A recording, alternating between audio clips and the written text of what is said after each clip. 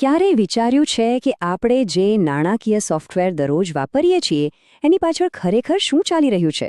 આજે આપણે એ જ ટેકનિકલ રચનાને ઊંડાણપૂર્વક સમજીશું, જે આ સાધનોને આટલા શક્તિશાળી, ભરોસાપાત્ર અને સૌથી અગત્યનું સચોટ બનાવે છે.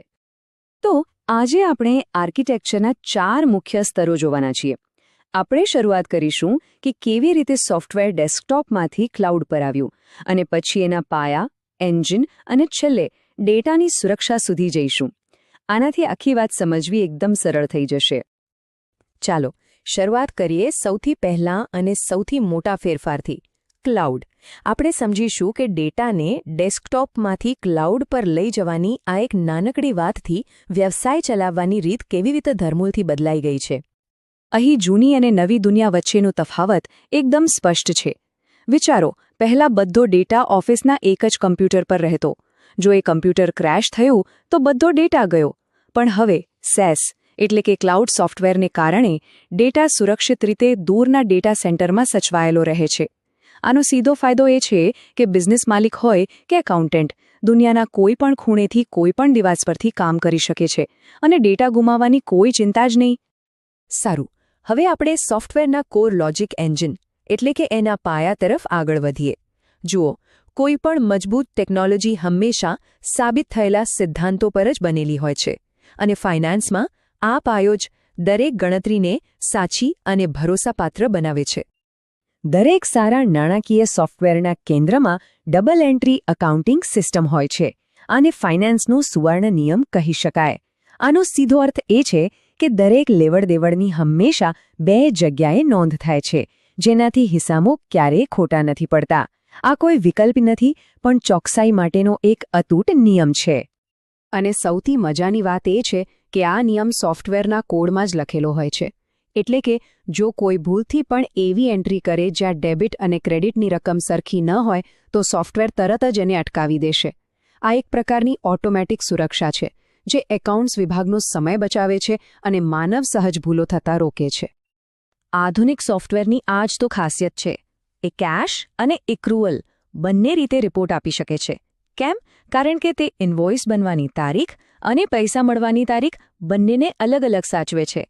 આનાથી બિઝનેસ માલિકો માત્ર એક ક્લિકમાં જોઈ શકે છે કે ખરેખર હાથ પર કેટલી રોકડ છે અને ધંધામાં સાચી કમાણી કેટલી થઈ છે. ચાલો હવે એના એન્જિન વિશે વાત કરીએ. આ એ ટેકનિકલ સ્તર છે જે નાણાકીય સોફ્ટવેરને બિઝનેસની બીજી સિસ્ટમ્સ સાથે જોડે છે. આના કારણે જ ઓટોમેશન અને કાર્યક્ષમતા શક્ય બને છે. આપણે API શબ્દ તો બહુ સાંભળ્યો હશે નહીં, પણ આ છે શું? સરળ ભાષામાં કહીએ તો એ એક ડિજિટલ ટ્રાન્સલેટર છે. આ API જ તમારા એકાઉન્ટિંગ સોફ્ટવેરને તમારી બેન્કિંગ સિસ્ટમ, સેલ્સ સોફ્ટવેર અને બીજી એપ્સ સાથે વાત કરવાની અને માહિતીની સુરક્ષિત આપ-લે કરવાની શક્તિ આપે છે. આને સમજવા માટે વેઇટરનું ઉદાહરણ એકદમ પરફેક્ટ છે. વિચારો કે તમે એક ગ્રાહક છો જેણે ઓર્ડર આપ્યો. API એ વેઇટર છે જે તમારો ઓર્ડર રસોડા એટલે કે સર્વર સુધી લઈ જાય છે અને પછી તૈયાર ડેટા એટલે કે વાનગી પાછી લાવીને તમને આપે છે. આના કારણે જ જ્યારે વેબસાઇટ પર કોઈ ઓર્ડર આવે છે ત્યારે તે આપમેળે એકાઉન્ટિંગ અને ઇન્વેન્ટરીમાં અપડેટ થઈ જાય છે. બધું જ આપોઆપ. અને જો APIથી પણ એક સ્ટેપ આગળ જઈએ તો આવે છે વેબહુક્સ. API સતત પૂછ્યા કરે છે, કંઈ નવું છે? જ્યારે વેબહુક શાંતિથી રાહ જુએ છે. જેવી કોઈ ઘટના બને, જેમ કે ગ્રાહકે ઓનલાઈન પેમેન્ટ કર્યું, એ તરત જ એક્ટિવ થઈ જાય છે અને આગળનું કામ શરૂ કરી દે છે, જેમ કે ગ્રાહકને ઇન્વોઇસ મોકલવો અને સ્ટોર વિભાગને જાણ કરવી. આને કહેવાય રિયલ ટાઈમ ઓટોમેશન. હવે આપણે પહોંચ્યા છીએ અંતિમ અને સૌથી અગત્યના સ્તર પર. આ એ કિલ્લો છે જે સુનિશ્ચિત કરે છે કે વ્યવસાયની સૌથી સંવેદનશીલ મિલકત એટલે કે નાણાકીય ડેટા સંપૂર્ણપણે સુરક્ષિત રહે. આ નંબર યાદ રાખજો, 256 બીટ. આ SSL એન્ક્રિપ્શનનું એ જ સ્ટેન્ડર્ડ છે જે દુનિયાભરની બેન્કો વાપરે છે. ટેકનિકલી સમજીએ તો આનો અર્થ એ છે કે જો કોઈ હેકર તમારા કમ્પ્યુટરમાંથી ક્લાઉડ પર જતા ડેટાને વચ્ચેથી પકડી પણ લે તો પણ તે એને વાંચી શકશે નહીં.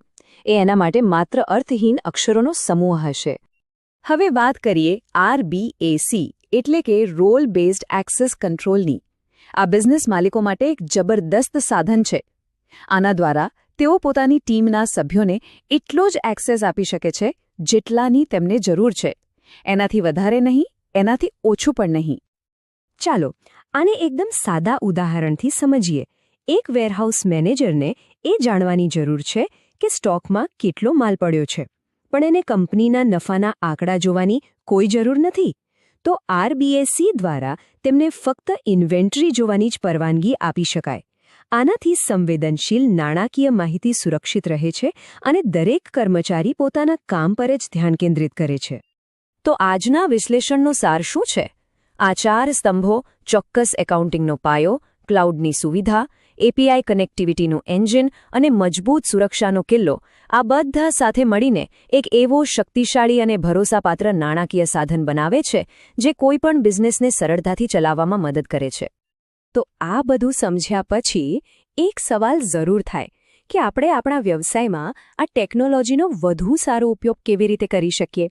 કયા વિભાગોને એકબીજા સાથે વધુ સારી રીતે જોડી શકાય અને કઈ પ્રક્રિયાઓને વધુ સુરક્ષિત બનાવી શકાય? આશા છે કે આજના વિશ્લેષણથી આ દિશામાં વિચારવા માટે ચોક્કસ પ્રેરણા મળી હશે.